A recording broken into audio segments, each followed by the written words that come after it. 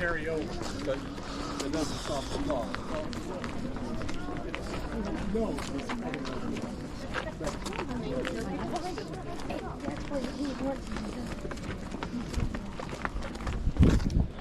Yeah. Dude, on YouTube, Drunken Hunts with dogs, like beagles, big old beagles. They got like 4 truckloads of them. And he turns them loose. They go find them bears and he kills them. And you know where he kills them at? In Kentucky.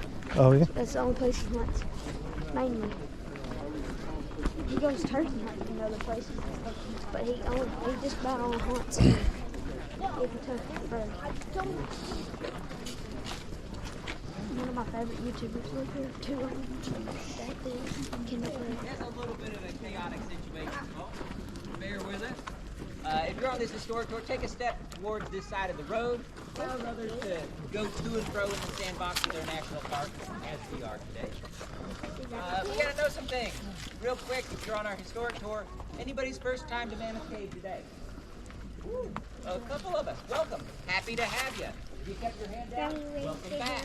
Whether this is your first or your returning subterranean enthusiast, we gotta know the rules. They're all right here on this little card. My bosses say these are rules and regulations, and by that time I stopped paying attention. I like to think of these as our responsibilities and obligations. Both us and to the place we're about to find us. Right? They're very simple. It means that when we're on your tour today, we're staying on the trail.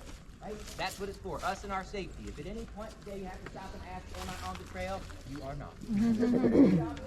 We're walking to a solid layer of stone. We think a rock is tough and durable. Out here on the surface it is. There's weather. Underground, no weather exists. So what we do down there stays forever.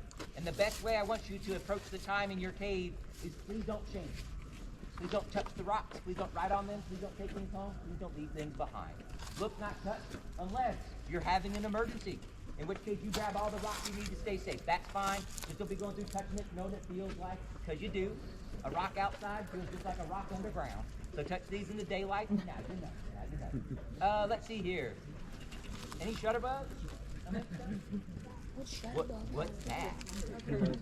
Let me translate this. Any social media influencers? Nobody's taking photos today? I don't believe it. It's okay. Take those photos. Great. Capture those moments. Just make sure the flash is turned off on whatever device you're using, okay? No bright flashes or lights. Anybody under the age of 16, hands up. Folks, if you don't know how to turn the flash off on your devices, please consult some experts. Google technology, right? Also, if you're that young, stay back to the adults making you be here. Okay? Stick together with your things. Stick together as a group. There's no smoking, no vaping, no e-cigarette use. Don't do that. Right? If you have a flashlight, don't shine it in people's eyes. If you have a headlamp, don't wear it. We're not caving. You're just on a tour.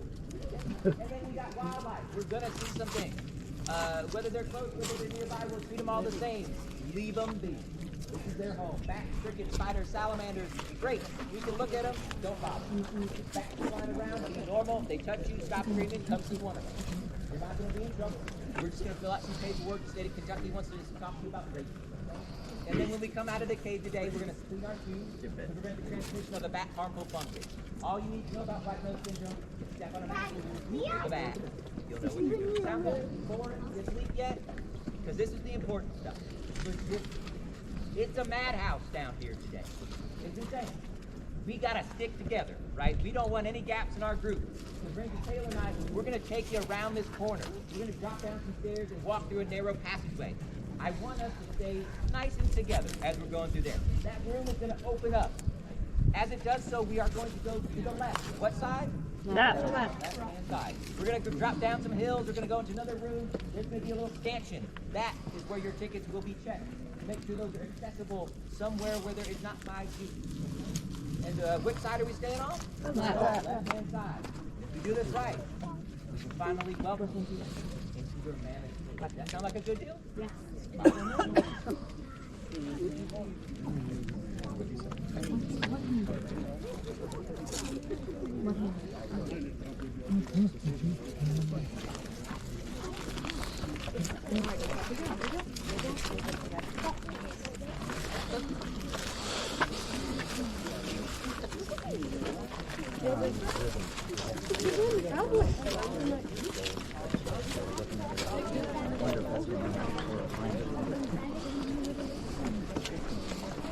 Hold my hand up.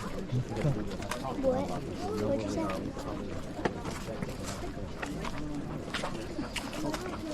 It said bats can be flying around my room. So I can take you too. I've been touched by bats before.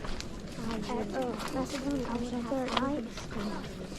Dude, I was out there at church one night. It's nighttime, and I was at church, and the bats were flying around at the light. And when they did, one hit me in the leg and like fell down. And I went over there, and he still was flopping around on the ground. All right.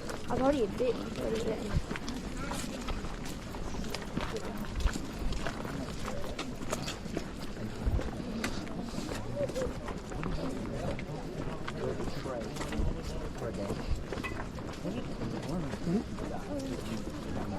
You ready, Bucky?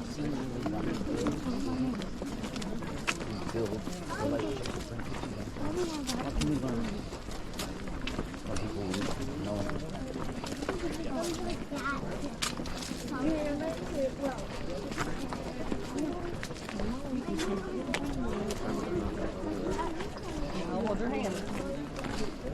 We're gonna see cool stuff though. I don't think it's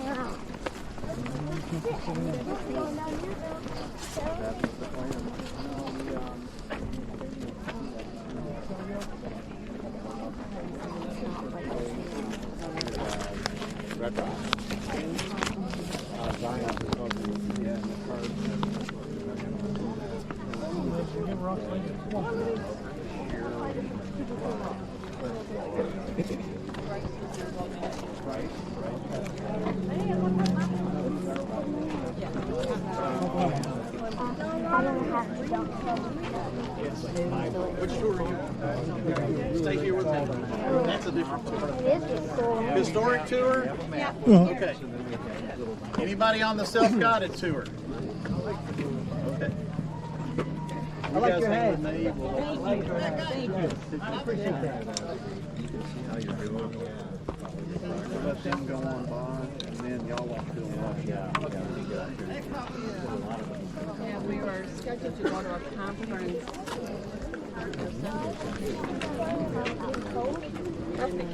I'm just gonna put it on. No, it feels like it's coming from right here. It feels like it's coming out. Oh my gosh. I should put them I don't hear it. I would put them on, but they were We hold this stuck in my one. bag. We hold this. And I got some secret stuff in there that I got.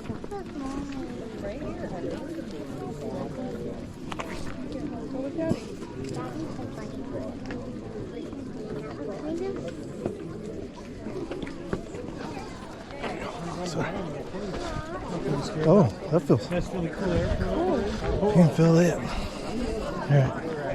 You got those papers? Do you need them? Yeah. For what? They got to check them. I just had to tie my shoe.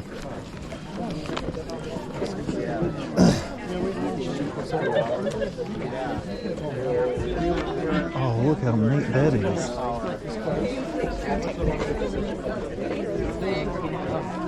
I guess I'll need my glasses.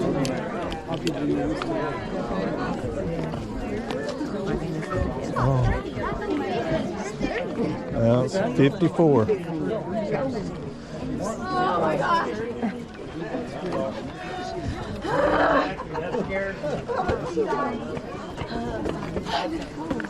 Look at that.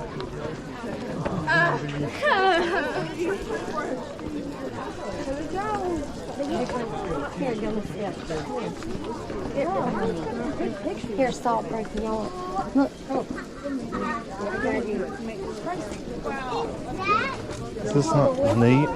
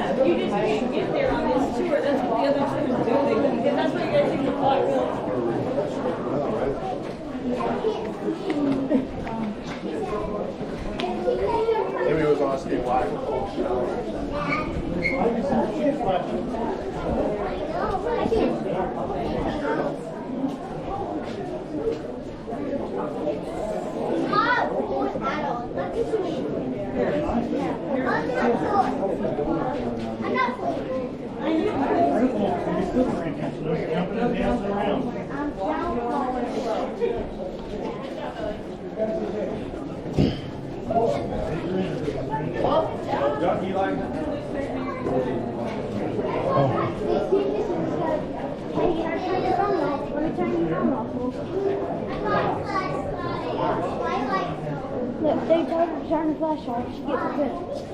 And it flashes. Yeah, I'm sure she turned it off.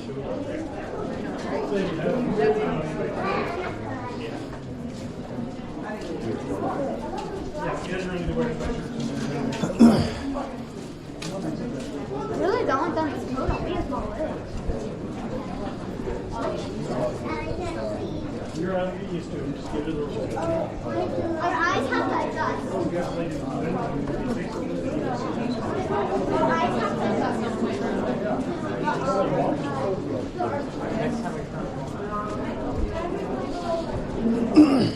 This is so weird.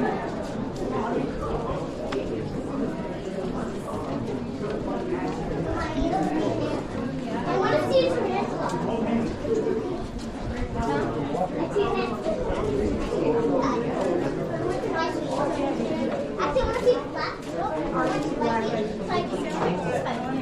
So toad.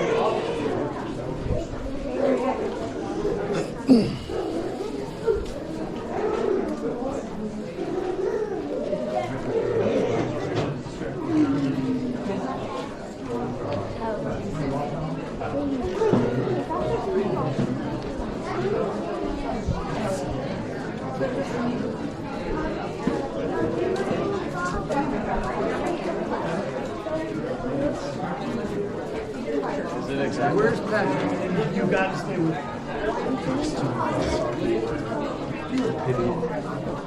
Look at this big bird, guys.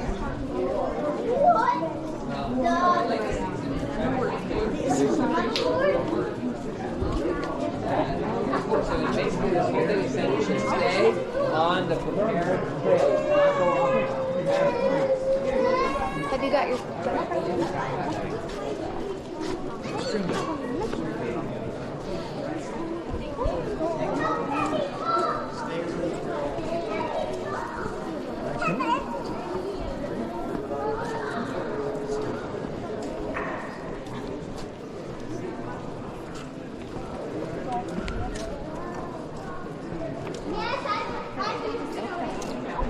I guess so. You got it on? Is your cover off? Yeah. I'd be something like video the whole entire time and then your cover. That's all I was doing. And they had wedding pictures and they had a plane fly over. Yeah. Or what, a baby field. And it was out in the field and it had a plane fly over.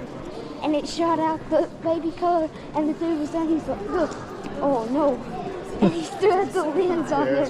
And it was covered in blue and he had to unscrew it.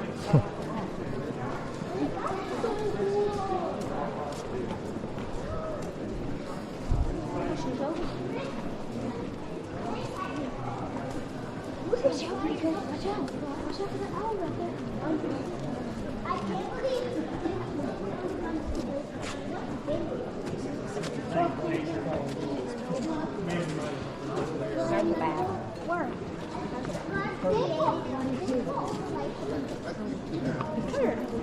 Mother Nature did it for you. Mother Nature's so nice.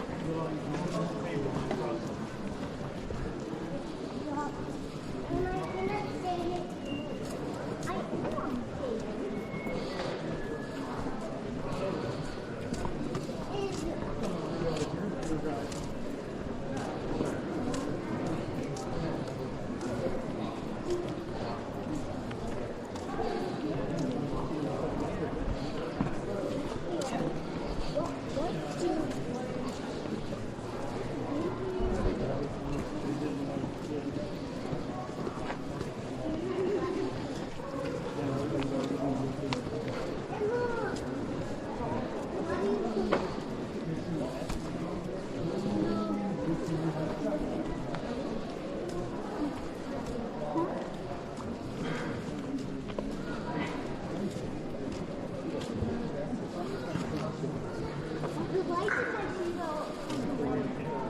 yeah, people sometimes buy it.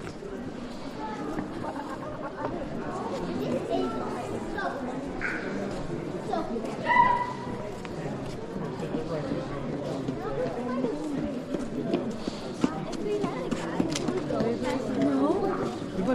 Let's walk. Daddy.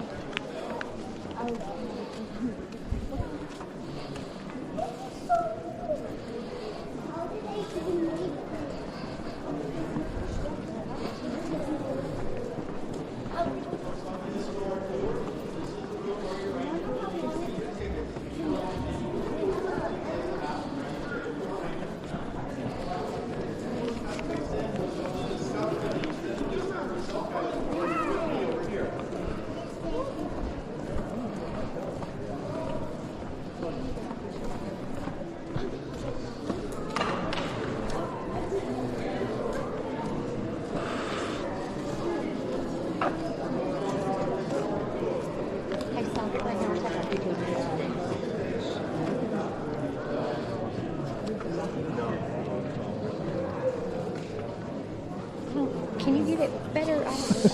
You're at it. You're just angling it. Well, I was trying to get it. Oh. Here, we'll do it right here.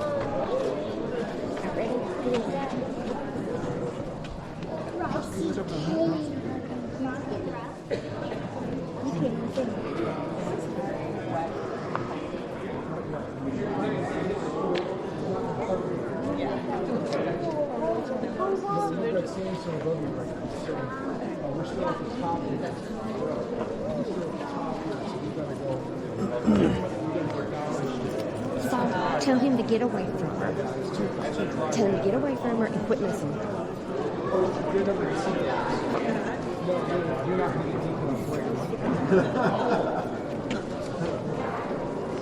Sorry. It's much more expensive. Yeah. Two of us. You're good to go. Thank you very much.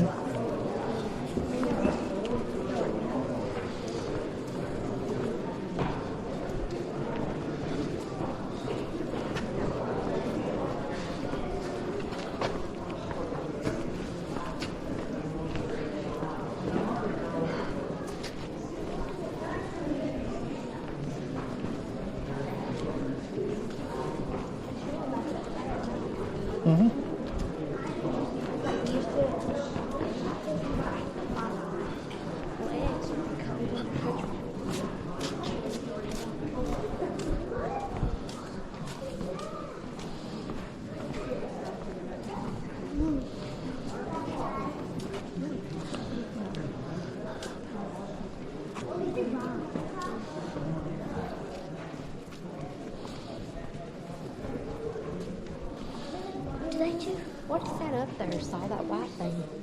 They're rock. No, it looks like sand.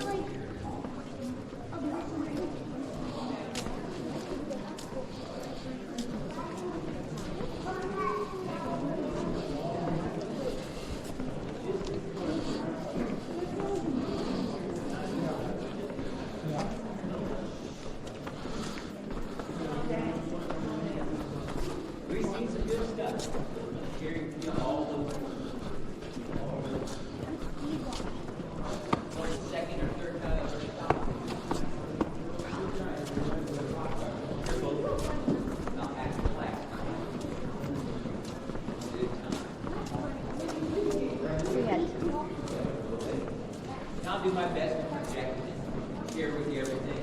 I don't want to jump into the stories of the legendary because the people in the back have the same thing as the people in the front. They deserve to hear that as well. Thank you, Ranger. Thank you. Yeah, this door's door, 1 o'clock. Come on down. Come on down. What a moment. That's the hardest part. Just get here. Just get here. And before we go any farther, as I do with every group, I'm going to proffer 2 pieces of suggestions to you. Is that one, if you require or desire a steadier, slower pace, you're going to find that in the front of your group. The back tends to get a little bit spread out. We're trying to catch up a bunch. A little bit speedier in the rear. Make yourselves comfortable, however you see fit. And my final piece of advice for you today is, capture those moments. Satisfy those Instagram followers. Make a TikTok or 2, right? But please don't see this place through a device. Because there's nothing you're holding in your hand that's going to capture where you stand. Because with just a few steps of our feet, our world has changed. Changed into one we can start to understand by looking back to the surface and back in time.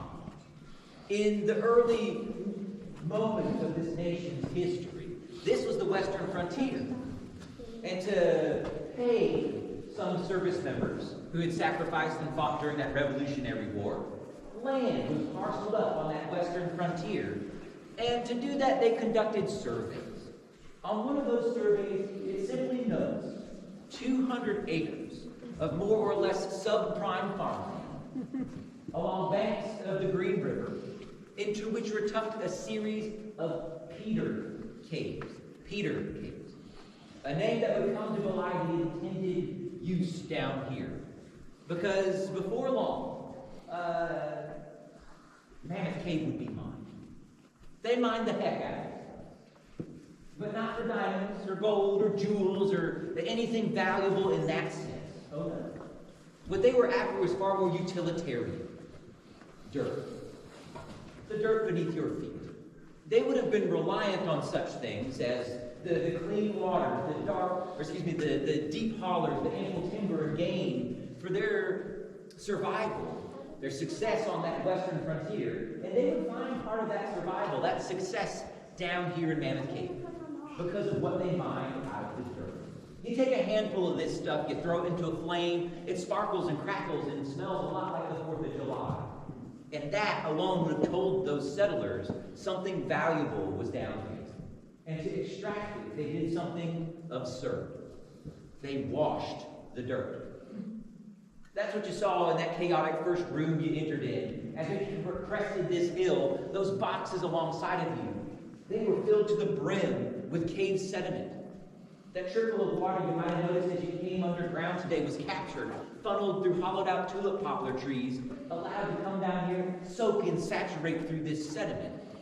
And a few days later, about 7 days later, a frothy, muddy liquid started to drip into the troughs lining the bottoms of those boxes. And it looked frothy and dark, a lot like the ale, the beer of the day, so they called it niter beer. That tells you what was in there. That sparkly stuff from the fire was calcium nitrate, naturally present here in the cave dirt. From the drying of the cave buildup of other material like guano. By running water through that dirt, they had released that calcium nitrate, concentrated it in a liquid form, which they pumped back up to the surface. They brought it to a boil in the daylight as billows of steam eliminated the water they added. They would do chemistry with the addition of ash from an earlier fire. And when all was said and done, they were left with these grayish-white crystals they would scrape up, put in a box, and on the box they would write Salt Peter. The Peter Cave from the land survey. They knew that stuff was down. Saltpeter, potassium nitrate. You've got it in a pantry, perhaps at home, a jar of pickles, a package of lunch meat in the fridge. Look at it, nitrates, because they preserve things. But this was not for the preservation of foodstuffs. This operation was for the preservation of an idea. Back when these infrastructures were active, 1808, 1809, 1810, what had begun a few years earlier in 1776 had not quite fully been settled. And I suspect the young nation knew that adversarial sails would appear on our eastern horizon. And that is where that little box of saltpeter comes in handy. because it was sent to a far-flung land known as Delaware, where it was received by a young French immigrant with a knack for chemistry and the last name of Dupont. Yeah, that guy. With a sprinkle of sulfur and a dash of charcoal and the material produced from the dirt beneath your feet, all of a sudden you have black gunpowder by the hundreds of thousands of pounds. How timely as those sails would appear on our eastern horizon, sails that would appear on the date by which this conflict gets its name. 1812. Perhaps you're a historian of that moment in U.S. history. Perhaps you've never even heard of what we call the War of 1812. But dare I say, you probably are familiar with the words. The rocket's red glare and the bombs bursting in air gave proof through the night that our flag was still there. Francis Scott Key's words describing the munitions bursting over Fort McHenry very well could have been describing the munitions carrying a little bit of the gunpowder rendered from the place in which you now stand. A place perhaps where a young nation was searching for a little bit of who and what they were. A place on a global stage, here in a cave we now come to home. And as we go forward, we're going to uncover some more moments, people, forces, searching for something down here. But before we do that, we have to go through arguably the most bizarre, most incredible moment in this place's history. An idea so crazy, it might just work. That is at our next get-together. Let's go tell it.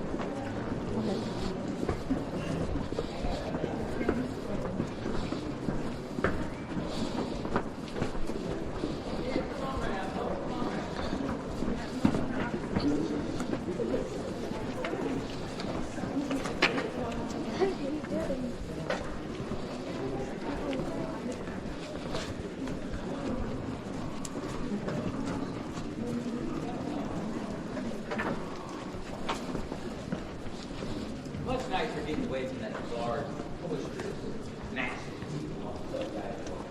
As we're gathering up here, as we're waiting the caboose to kind of arrive,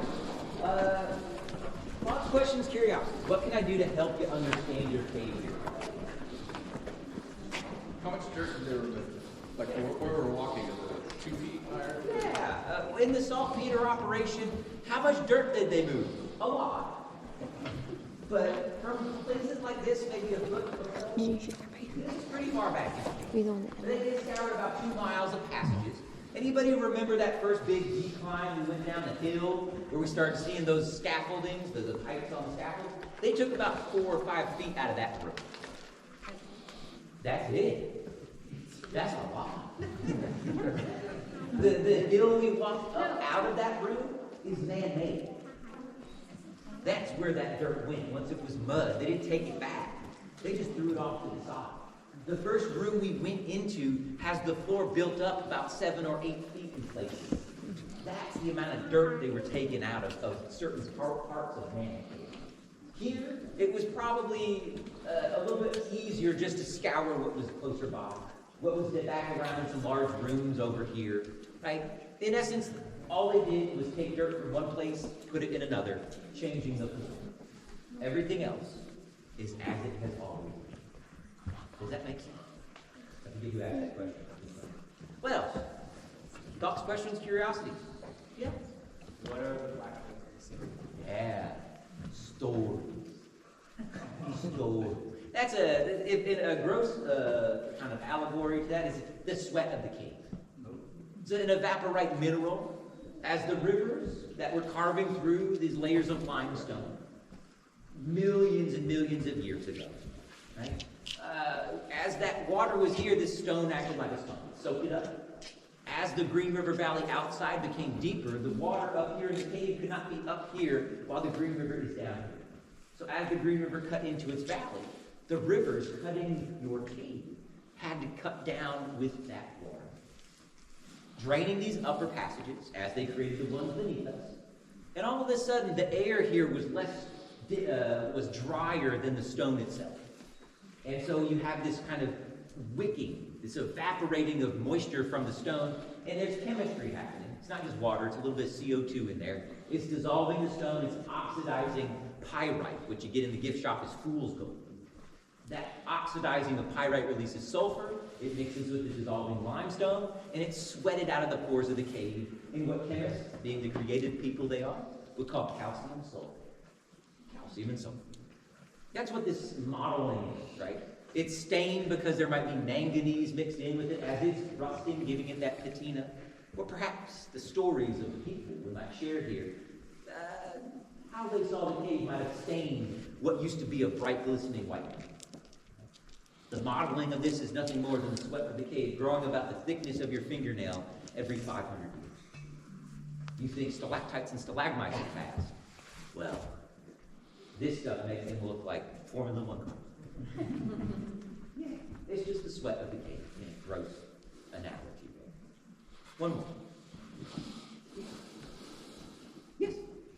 How did the lights and like all the people coming in affect everything, like the ecosystem, the animals? I'm sure it has. Yeah, it definitely has an effect, right? People are like, why don't we see any bats? Well, because we come into their bedroom while they're sleeping, we flick on the light, we sit a podium up here, and I start talking real loud. Are you going to hang out if I did that in your bedroom at midnight? No, you're going to go sleep on the couch, right? That's what the bats are. They're probably hightailing it out of these busy sections long ago, right? It does have an effect. But you'll notice they tend to be much warmer, right? We've got these cool lights on the surface. This warm UV cuts down on the ultraviolet spectrum, which things like algae use to grow.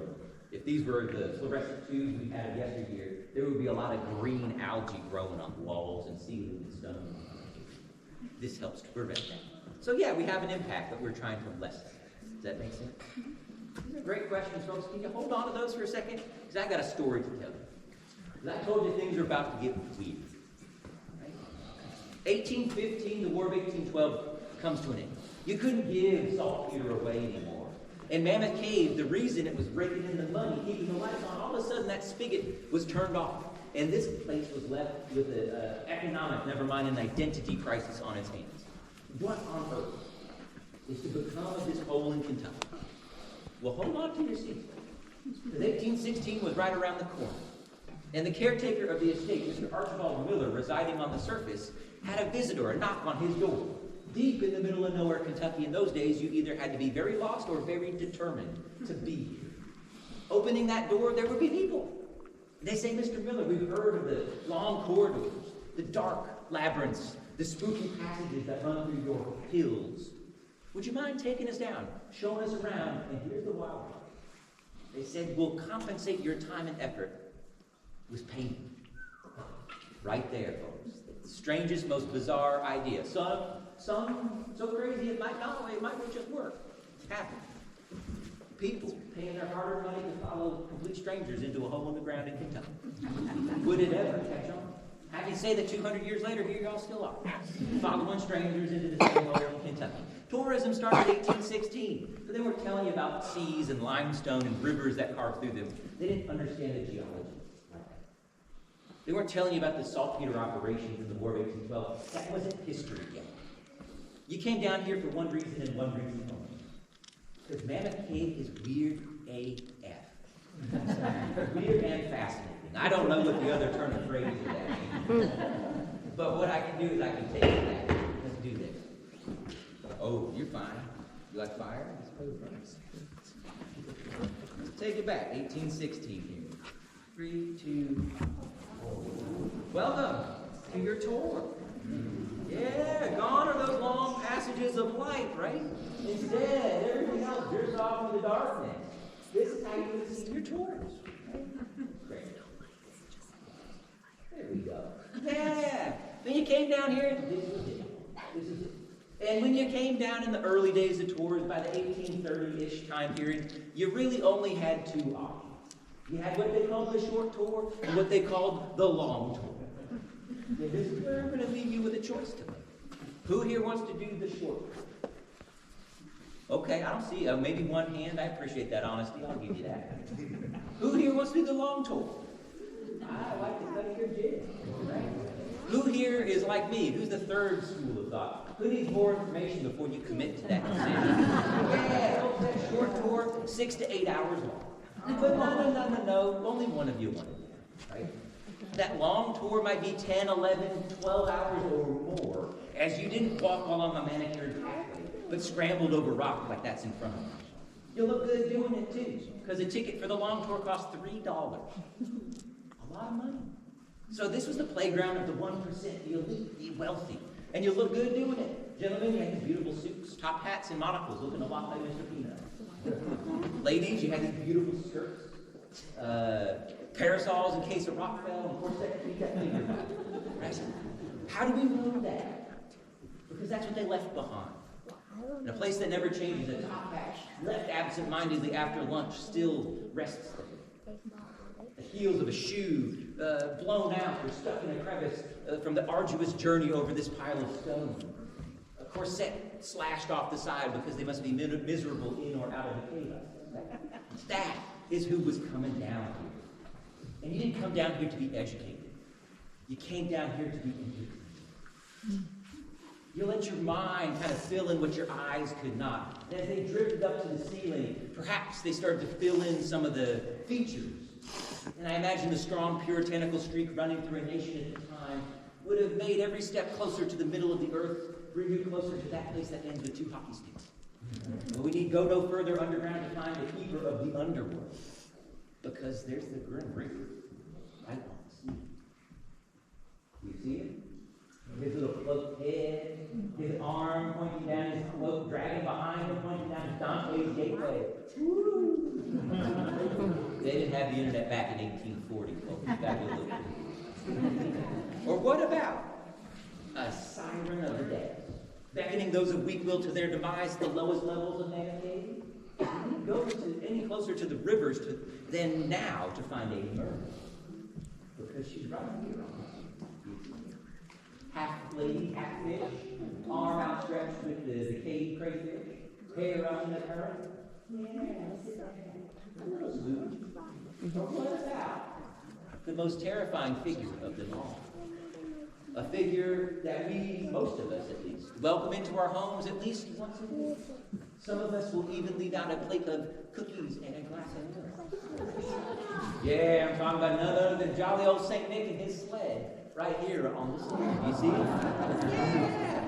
That is what you came down here to do, folks. You didn't come down here to be educated. You came down here because your guides were entertained. And you had always be careful. It didn't matter if you were laughing or you were crawling through some of these passageways, right? A moment of brisk wind, swift movement, or just the right placed droplet of water was all it took to transform your experience of Mammoth Cave in an instant. And if we appreciate this dark, you will stand in the darkest place you will ever stand. Your eyes will not take in any more than what they take in right now. This is complete and almost total dark. This is the world you trusted your guides so long to bring you to. And this is still the world you trust your guides to bring you out of today. Some things never change. And I'm going to turn it over to you once more. If you all have any questions about anything we've discussed already today, please raise your hand. I'll call you.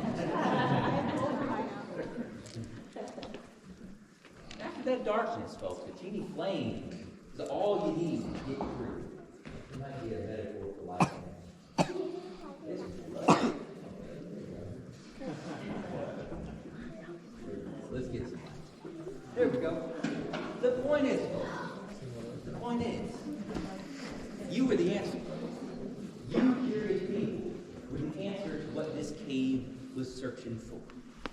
Well done, everybody. Well done. Things are going to change, however. We're going to go around the corner here. We're going to cross over some things that define kind of the early days of work. First, we're going to get to the thing called not the bottomless pit. The second one is the bottomless pit. Much better, right? We'll talk about those as we go along. We're eventually going to come to a place that you've all forgotten about. Fat Man Misery, right? A narrow passageway where you can break a rule. If you got to touch the cave, you can, because for sure the cave is going to touch you. Right? If you haven't asked if you've got the Fat Man's Misery yet, you have not, okay? It's pretty apparent. And as we get to the bottom part of our time together, we'll start to understand a little bit more about the young man who brought those figures to life and guided you along this same path. So please, as we go around the corner, watch your step, use those handrails, watch your head, and if you can't do any of those things, please watch your lungs. Let's go. Let's do it. You ready?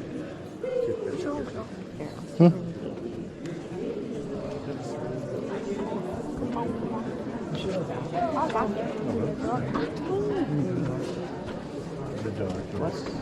If I just like to end up is there just like a wall right in front of me? I guess it will. I believe that's a wall.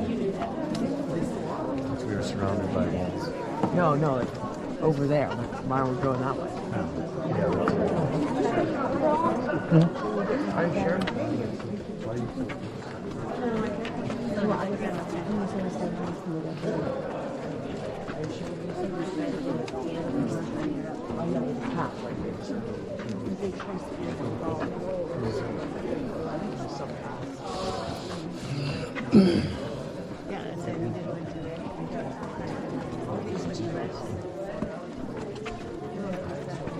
Where's Bryson?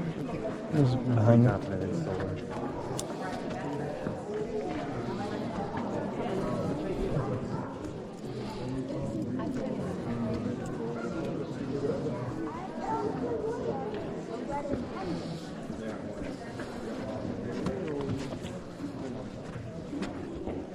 So what time do you think we'll be in here too? It's 2 hours and it started at 1. It's 2 hours long and we started at 1.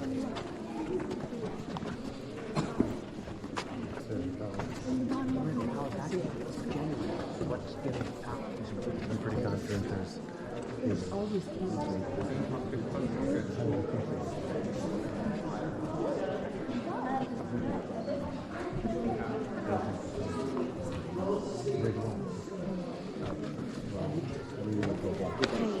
When we get up here, I'll squat down, I'll try and wait for you to go down.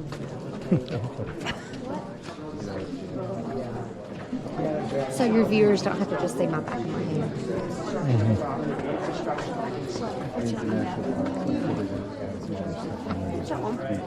So that way they can see who they hear complaining the whole time.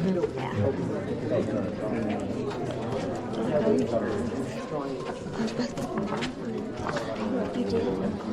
Somebody farted. It smelled so bad. It's one of the kid walks up and he goes, ew. And the cover snuffs and starts walking off.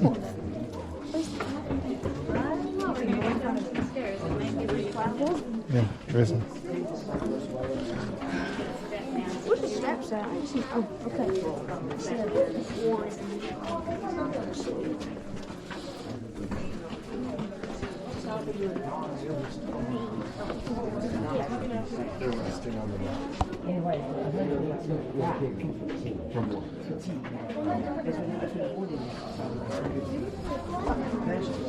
Only 200s in here?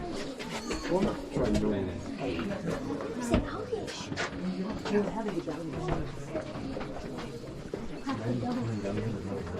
That one go ahead.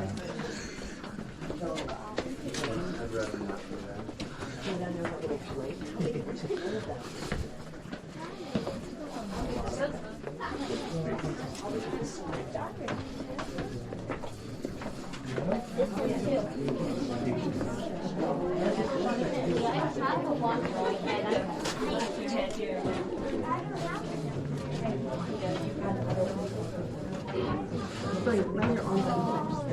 No. Oh well.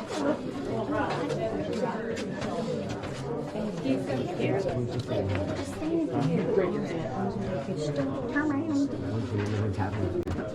You punched it. Yeah, you were good. You were tapping it with this. That's not punching it. My hip was my knuckles. No, you would break your hand. If you punch it, that's fine. You couldn't even break your hand. No, it would hit my knuckles. All of them hit my knuckles.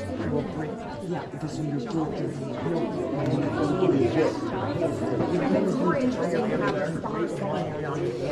your hand would be broken.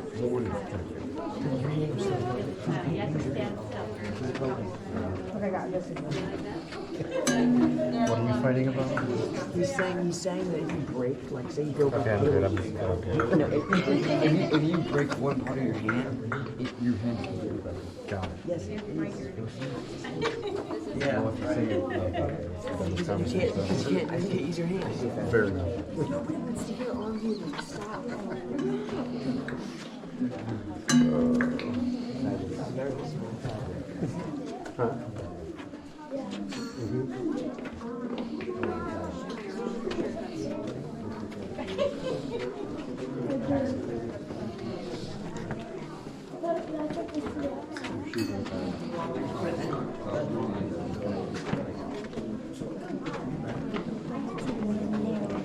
It's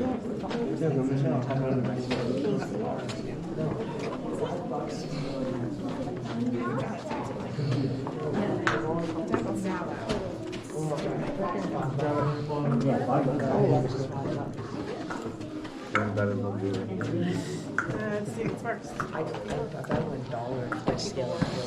I ran it by him once. In less than 15 seconds. There you go. He did 14. Because there's no thinking involved. Do you want to go in front of me or behind me?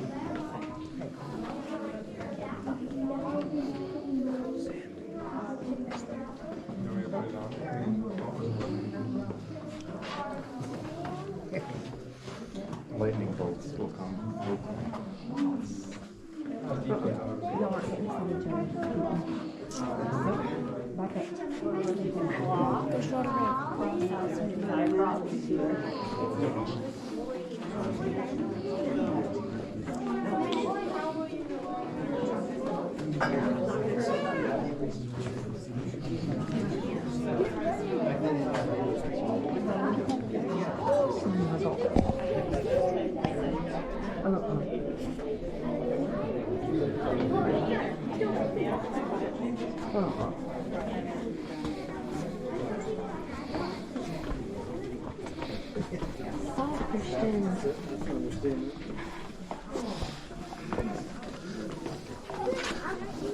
Oh my gosh.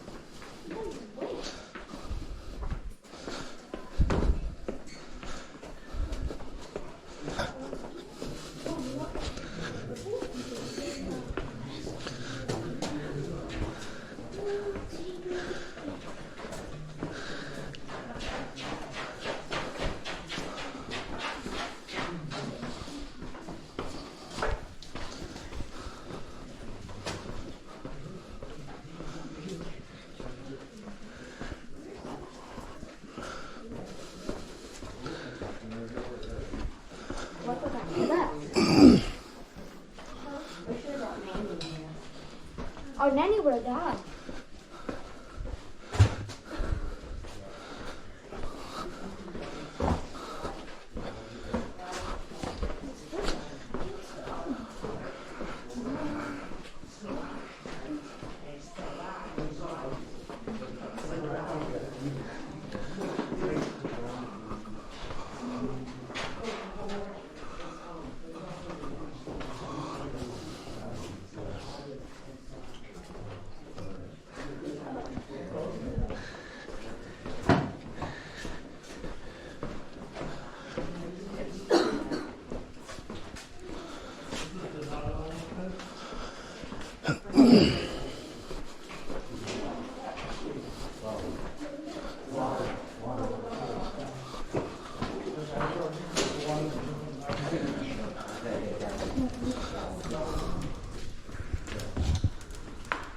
Holy mother, let's take a picture.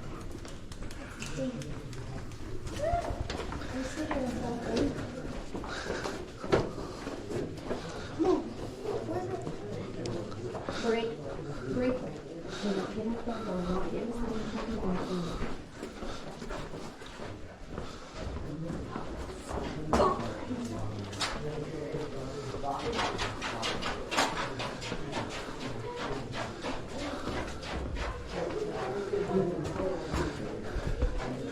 It's pretty neat, isn't it?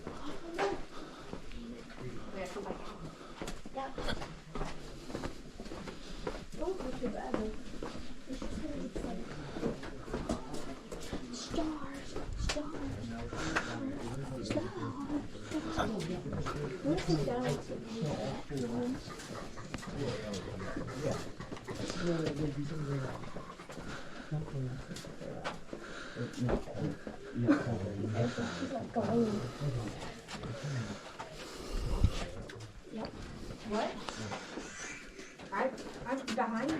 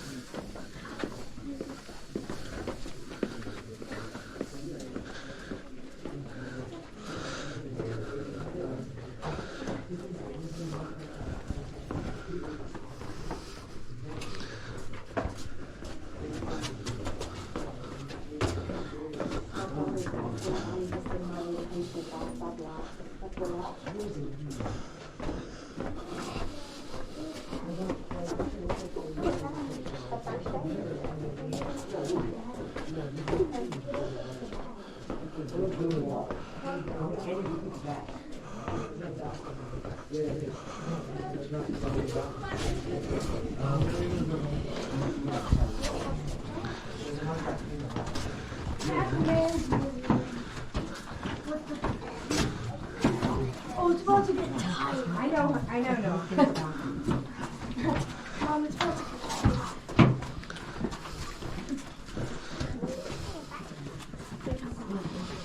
Oh. Look at Saul back here. Look at Saul, Mom. Let me take this off. Fat man's misery. Here, let me take some off.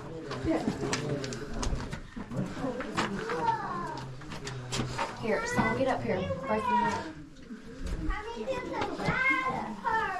There's places for us to sit.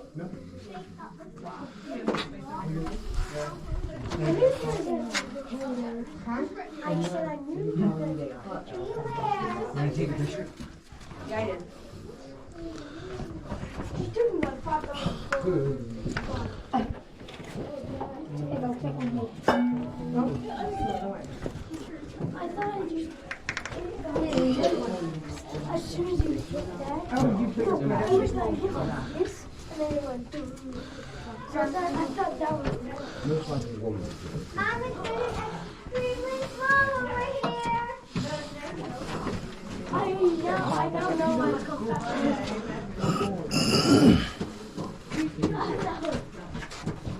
This is it's getting about to my height. So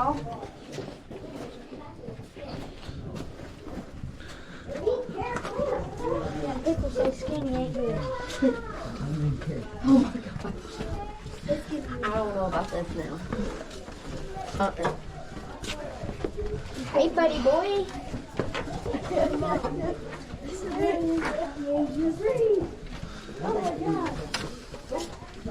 I ain't touched the side. I ain't touched the side yet.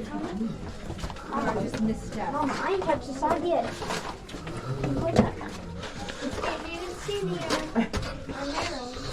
Look at Saul. He's struggling. No. Oh, it's skinny.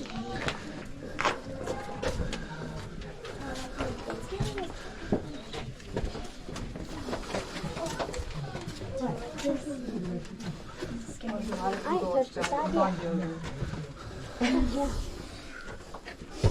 That'd be nice. Come on, take a picture. Okay. Oh no. This is a tight spot. How soft the rocks are though. We're still starting to broken on them. You're not supposed to be touching. Oh look, I done carved my name into it. Somebody's happened. Oh no. Oh my goodness. Let's see if I can do this.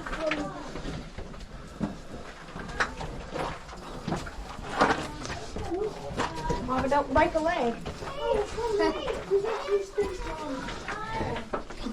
Don't hit your butt on the way out.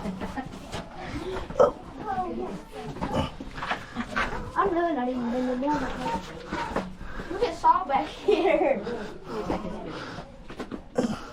Saul, be stupid. I basically say I'm colder. Okay.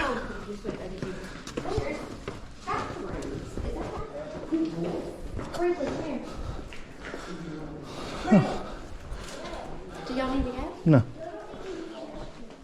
I'm gonna take it. Bro, it's a heavy enough.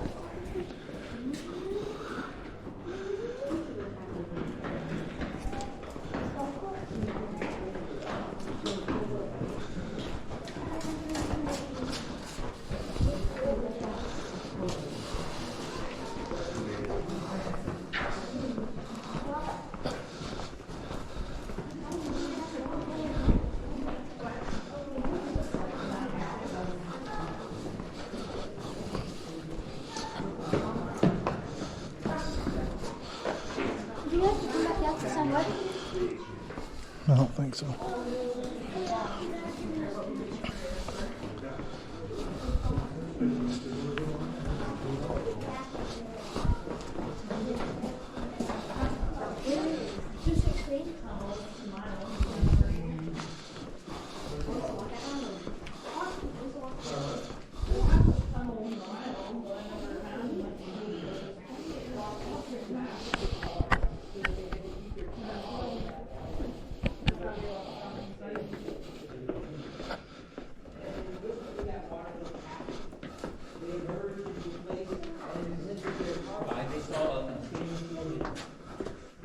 And it told them right there.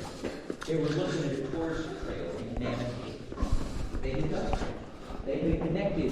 At that time, Flint Ridge was 100-something miles long. Mammoth Cave was only like 55 feet.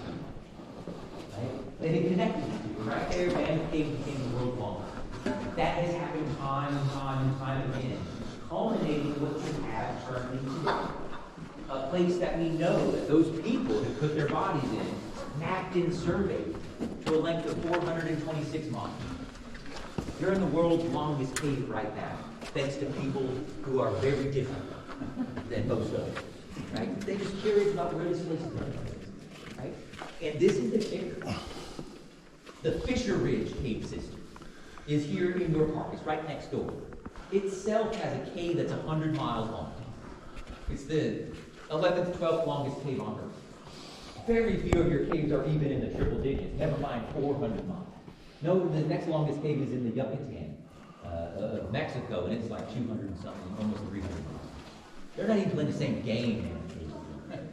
You can hear people from the Fisher Ridge Cave in Mammoth. That's how close we are to connecting those. And they're probably the same. We just have to find somebody smaller to push through some of those passages. And you too could make Mammoth Cave history, making this the world's longest turkey. How about that? A little bit of cave exploration. Yeah, what's up? Because Mammoth Cave has notoriety. Right? This is the, I mean, this, where you came into was where the story of Mammoth Cave begins. Right? We'll talk about slightly longer history as we go. But the story of this place, the story of this place begins largely at the corner you rounded and started walking down the stairs. Everything after that is in reference to where we are. Does that make sense? Yeah. You do it first, you do it bigger, you kind of get to set the bar. That's mandatory. Everything else kind of gets indulged.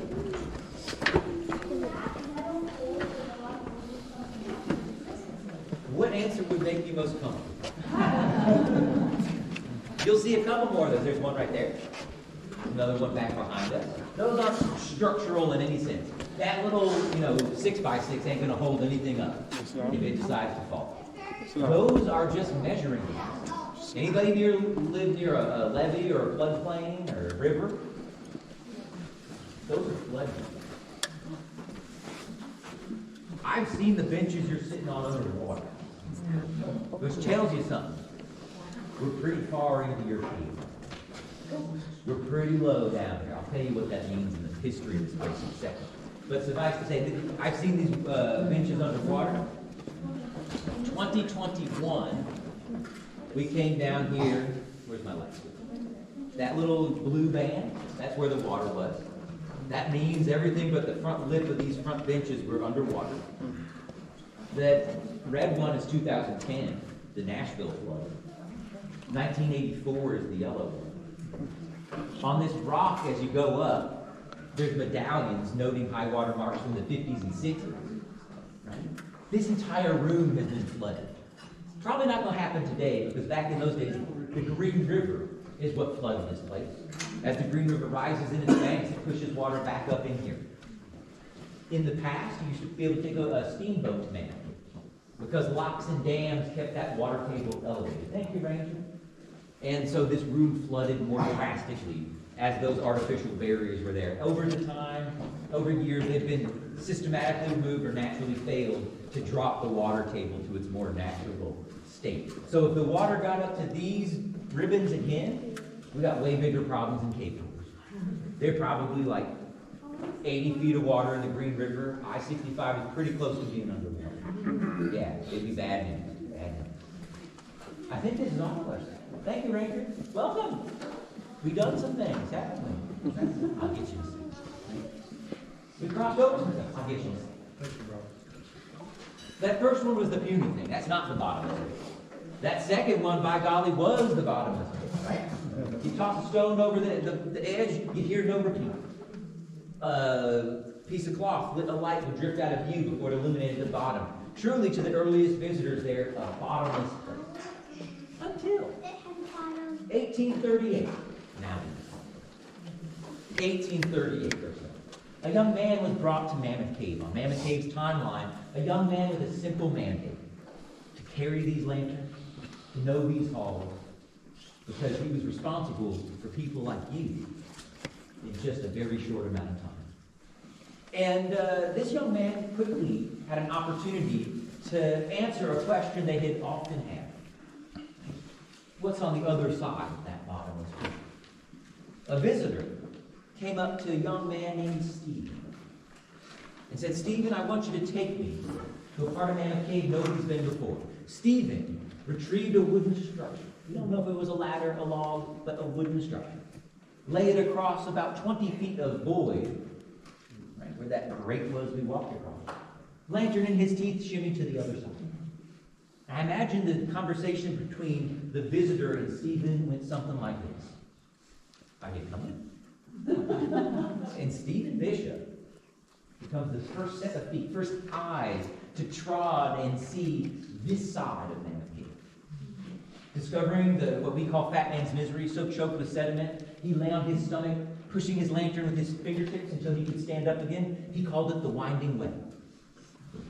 He'd make his way down here to this place where he had a choice.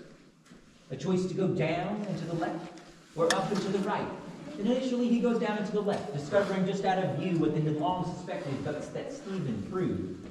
Rivers flow at the bottom of Mammoth Cave, crossing numerous bodies with a boat he built down here. He'd emerged hours apart, miles away, in worlds different than where he began. Cleveland Avenue, a passageway like this, but for an entire mile, not raw stone, but glistening mineral, that pure gypsum, like frost on a heavy winter's morning, adorning every visible inch. Spires as long as a man's arm, grove from solid stone. Strands as fine as a woman's hair moving in the heat of the bodies of those arduous visitors just to get there. Flowers blossomed in solid stone, in fields indescribable in their beauty. This place, Cleveland Avenue, was beyond reproach. Stephen found it. But Stephen wasn't alone in growing and understanding Mammoth Cave. You've walked by Stephen's name a time or two just to get here, but you've also walked by others, such as Matt, or Nick, or Alfred, or Thomas. All names that would have been spoken of, asked for by the lips of the dignitaries and the elites as they came to Mammoth Cave. Young men just as much of a draw, just as famous as this place. And all young men not having a choice to do so. Because each and every single one of those individuals was not here by his own volition, but here in bondage of slavery, simply by where they came from, the melanin in their skin. Aspects of our history here, things that have taken place here, are not always comfortable. They're not always easy to understand what's taking place here. To be here, especially here, and to fail to recognize the contributions of those young men is to fail to tell you the entirety of Mammoth Cave's story. And I'll forever believe as you took those lanterns from those young men's hands, they walked in a light completely their own, down here in one of the darkest of places, at the lowest point in our time together. We sit here 310 feet beneath the surface where we began, a place Stephen named River Hall, for what he found just beyond. A significant place for very, very many reasons. Least of all because of what this is. Folks in the front, what is that? Can you tell me? Yeah, that's your last step down. Which means this is your first step up. It's about to get real, that's what I'm saying.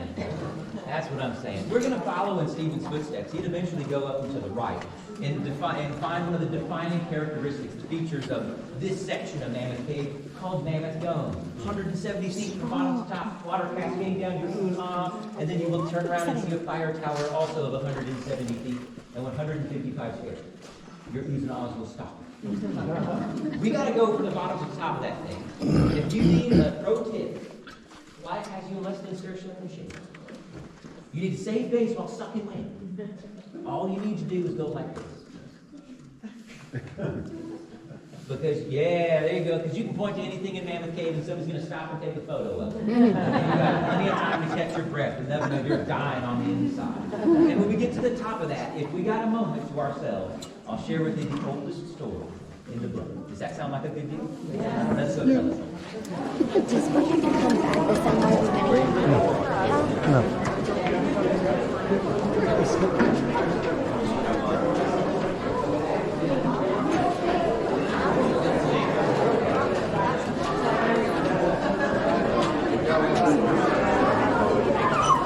Yeah, first.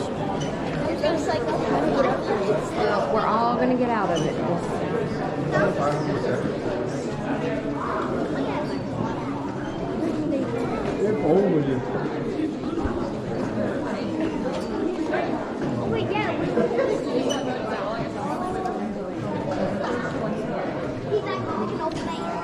going to get out and warm up. Wait, is this the way to go outside? Okay. Yeah, this way up. Well, I'm almost done.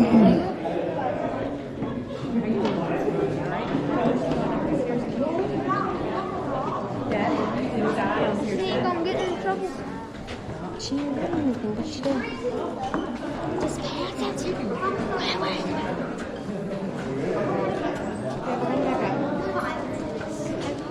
Walk her behind her, and then y'all get in trouble.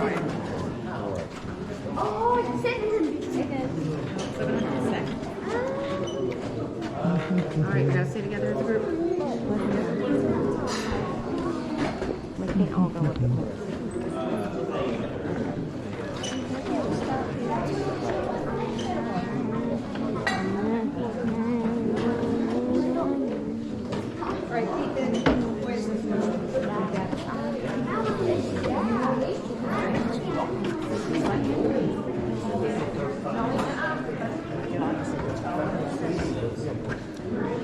I saw. Could a godfather and a godmother, do they have to be married? Yeah, normally, yeah. What's yours? What's yours?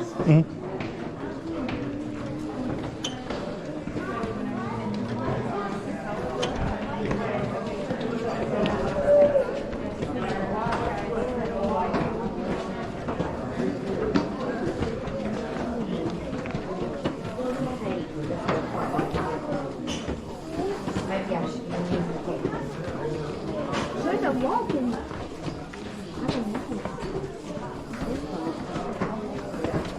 Get out there and walk and get your exercise.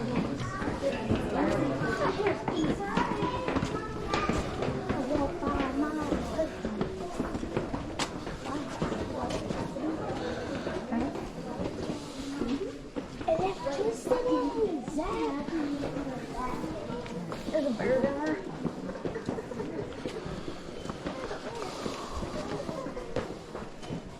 They do not know. It's the same day or night in here like this. This is all the light we have at any time. I know, but do they do it not?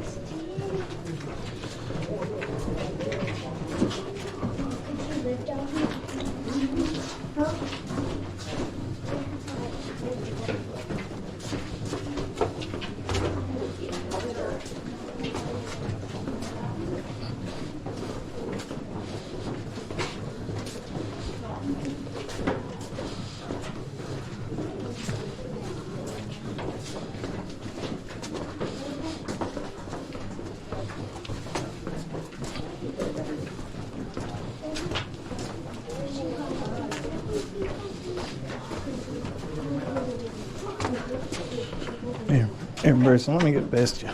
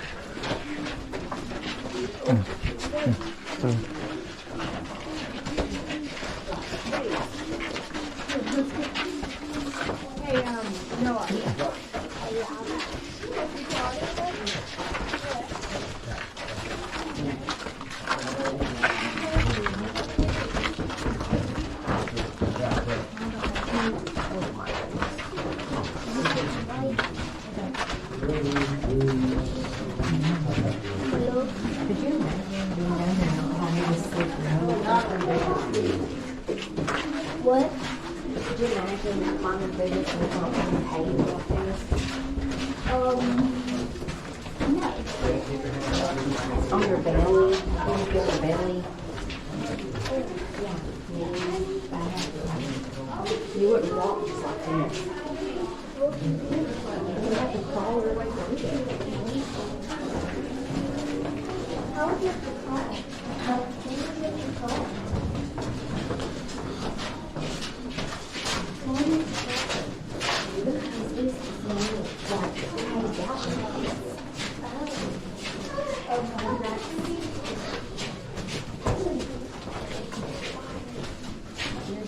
Oh, there's stairs.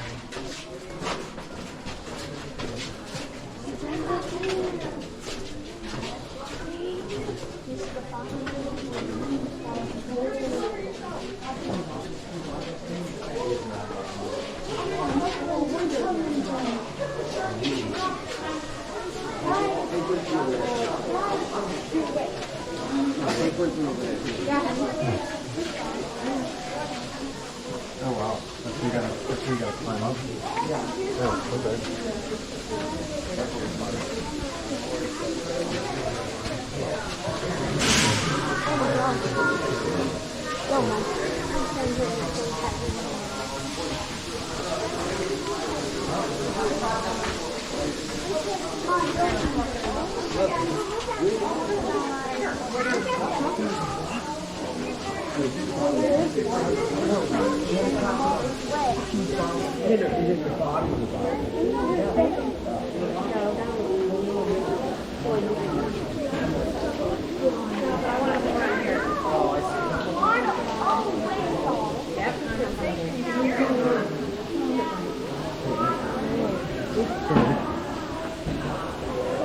Get in front of the stairs.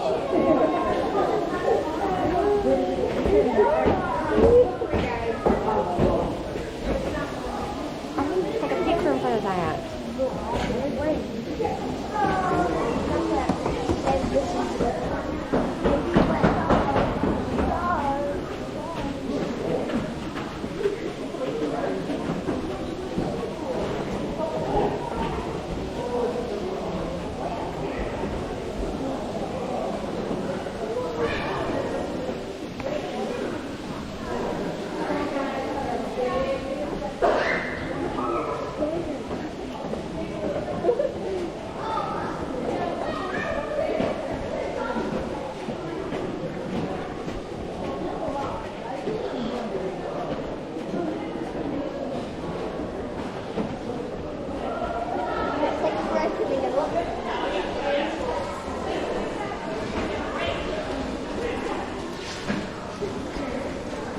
I want to stop and take a picture.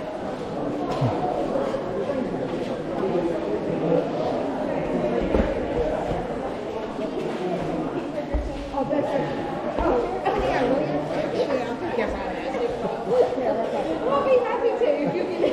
I'm not getting any. Here, I'm gonna take one more.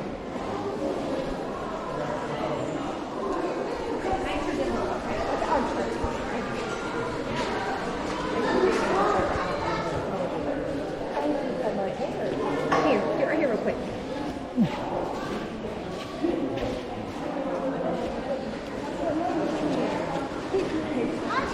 This is so slow. Alright, I'm gonna get one more. Okay, I got three. Thank you. It's like, yes. Thank you. You're welcome. Yeah, look at that mud.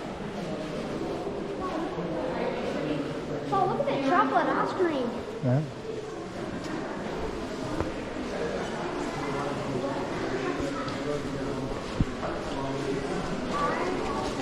Alright, stay with us, stay with us. Guys, look at that. It's like mud. So now.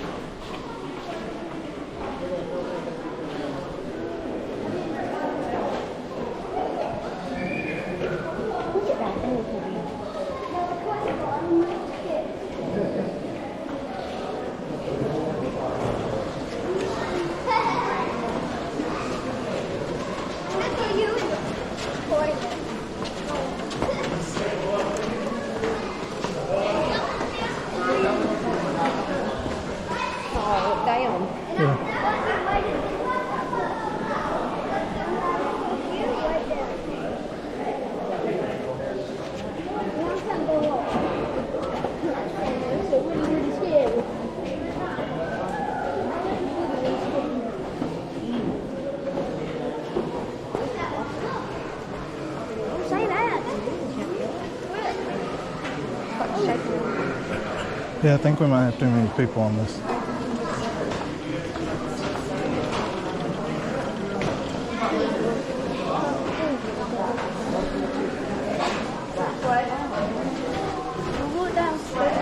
Oh my god.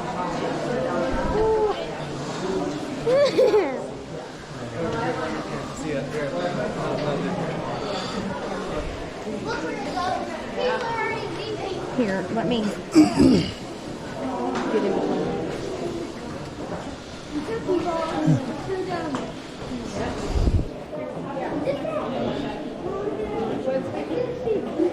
What'd you say? Noah.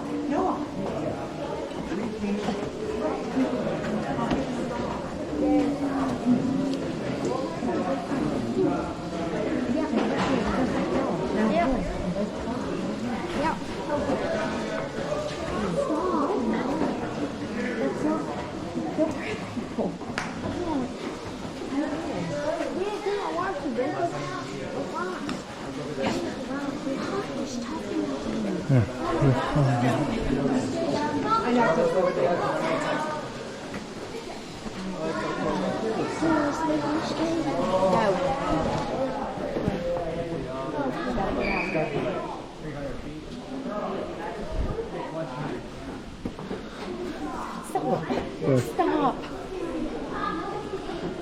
Stop. Don't get up. Oh my God.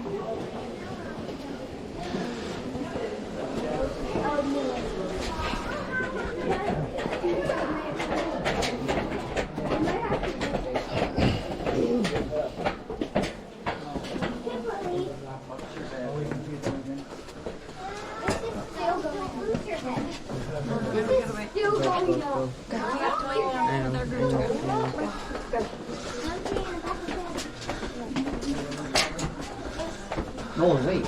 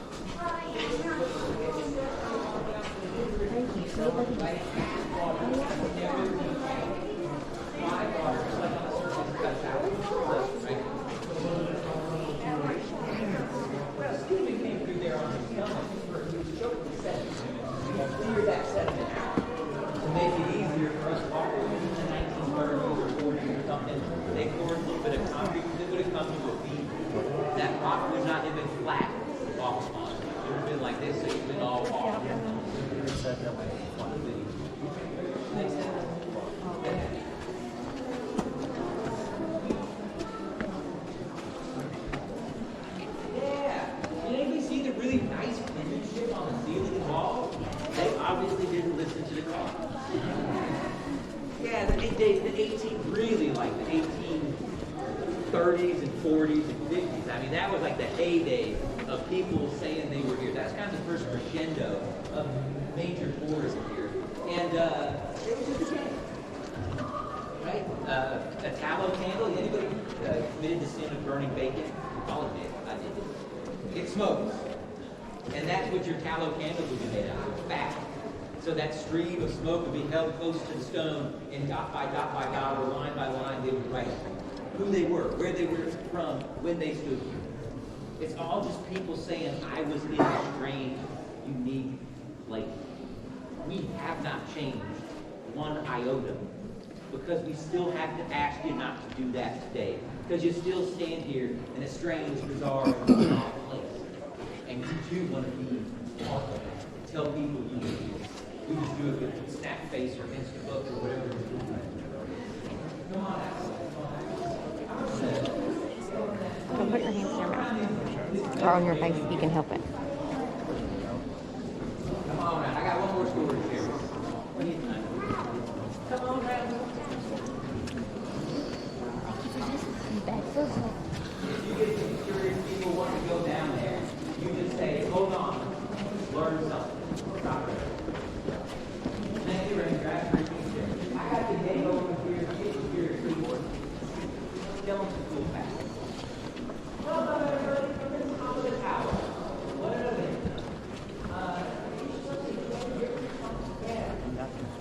Folks, I could have started our time schedule today a multitude of ways. And certain times I'd stand at that entrance and I'd tell you the story of a young boy who shot and wounded a bear, tracking it into the depths, discovering Mammoth Cave for the modern man. And that's exactly what that is. It's a story, a way to introduce this place to you. But in all honesty, we don't know who the very first modern person was to enter into that. But what I do know is that whoever that person was, even in the dim candlelight we experienced earlier, they still should have been able to see things that would have made them stop, scratch their head and say, how on earth did that get? Because almost immediately they would have been crawling by pieces of green, miniature or miniaturized bamboo, bound with strips of bark, blackened and burnt on the end. A little deeper, perhaps in these walls right here, on the ledges they would have found mussel shells, smooth and worn on the edge. A gourd still filled with glistening minerals resting next to it. Deeper yet still, they might have found textiles in the shape of a slipper to be slid over the foot for traction or purchase or comfort. And all along these walls, there would have been marks, signs, outward expression of inner thought, culture, in the form of pictographs by the hundreds, left behind by the very first visitors to this place. Visitors whose evidence is strewn about nearly 20 miles of these 8 passages. Some 5 miles from that entrance we use. We know where these people were. We can tell you that in places where that mineral grew, you get arm's reach from the walls of the cave, they scraped it clean. We can tell you roughly the time frame that they were here. Their materials, their tools, their clothing. With radiocarbon dating, you can paint a picture. And it suggests that the last first person walked into Mammoth Cave approximately 2,300 years ago. But some of the oldest pieces of humanity in these halls become a little murky, but suggests that the first person stood at that entrance where we turn that corner. Perhaps awash in that cool wisp of a cave air, but nothing more than a torch held aloft, a head full of curiosity, and a heart full of bravery. He said, I desire to go beyond the light's reach, some 5 to 5.5 millennia ago. 5,500 years ago, when the cornerstones of the pyramids of Egypt were just being placed, people were here in what we now know as man. We can tell you where they were, when they were. We can even give them an arbitrary name of late Archaic, early Woodlands time period. But there's one thing we'll never fully be able to understand. That is the why. Why a culture found it necessary at all to come down here, knowing a wrong turn, a twisted ankle, or a drop torch would keep them here forever, as it seems to them. The mysteries of this place are absolutely profound. The one thing that is no mystery to me is that whatever it is that those first peoples were searching for, down here, it was worth never returning to the surface. That is something. And I think, folks, if you look just under the surface of all the stories we've shared together today, that searching lies at the center of every single one. Because this is a place where a young nation, perhaps searching for a little bit of who and what they were, found that near the dirt beneath your feet.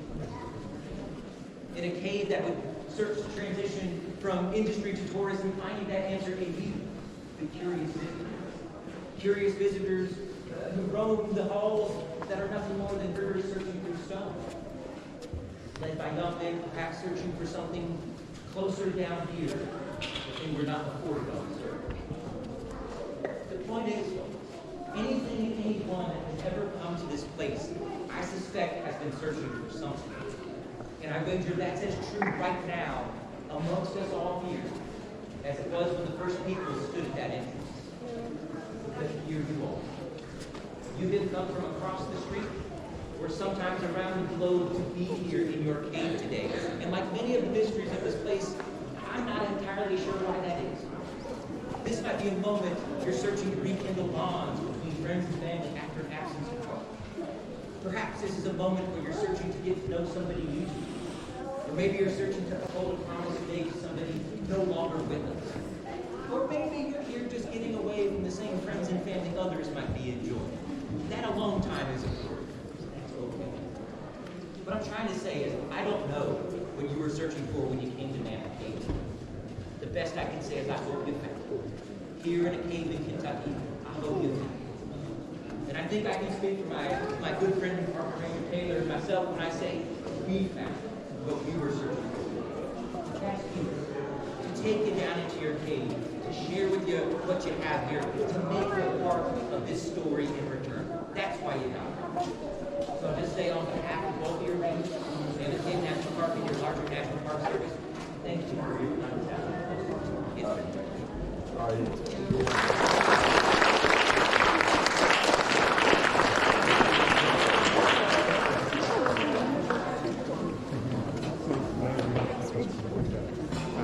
been Did you guys take the historical tour of this tour group? Yeah, we did. Was it good? Huh? Yeah, we liked it. A lot of walking. Is it quite a bit bigger that way? Yeah, and there's lots of stairs, and it gets narrow and short. Like you have to squat down. Yeah. Yeah, it's pretty neat. It's neat though. I honestly thought coming up was going to be harder than going down. It was easier than going down. Yeah. You just walked up those stairs. So does that end it? Yeah, now we gotta get it. Yeah, they'll walk us out of here. We gotta go to our car and get that little place and get our stuff for our fire. Yeah. Will they have batteries there? I don't know, but probably.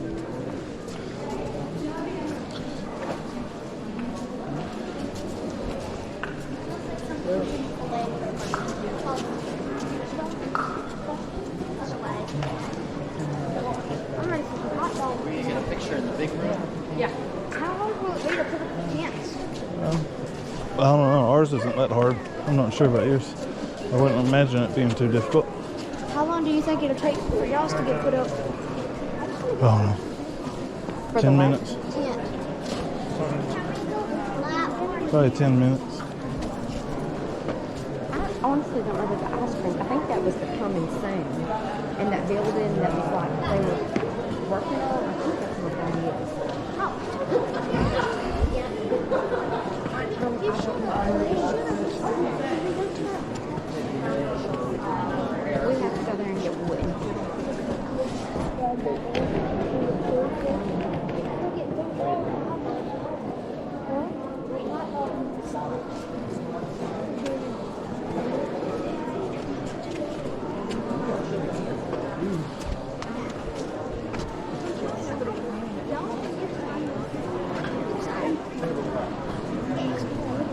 I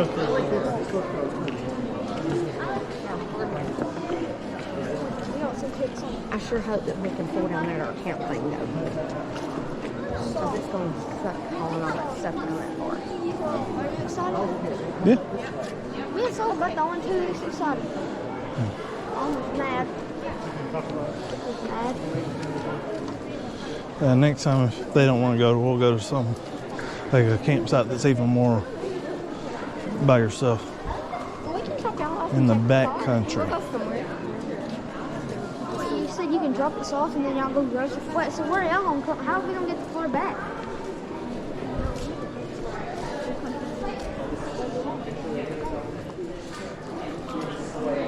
Y'all from a hotel.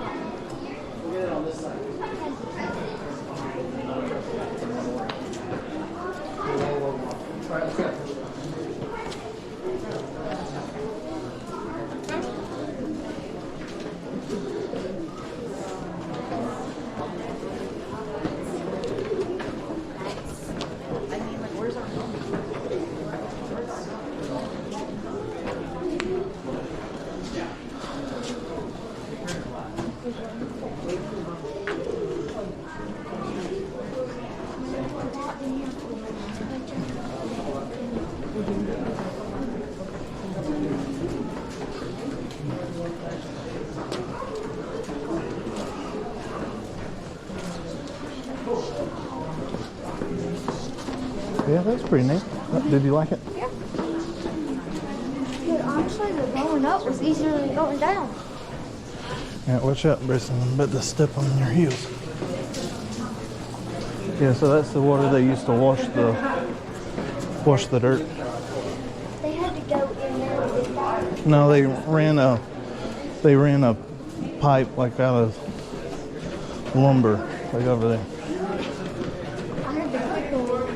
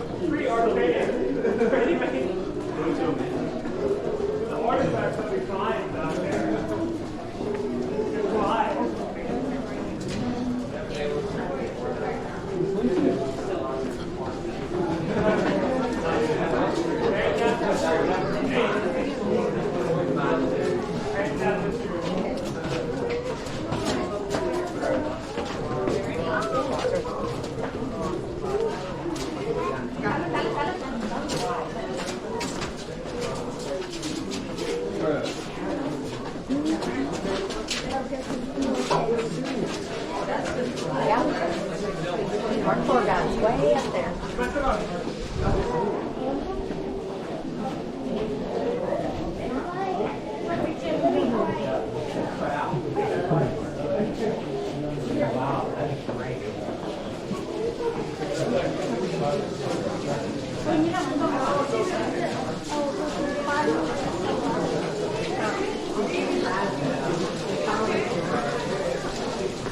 Yeah, that's fine.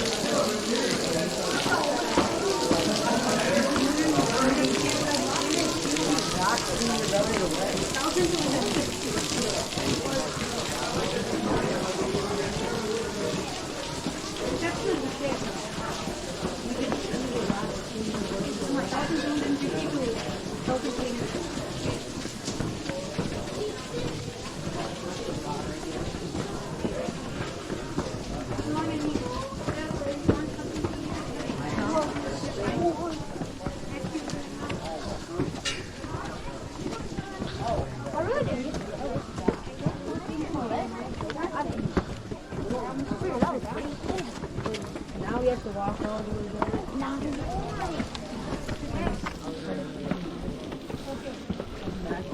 No.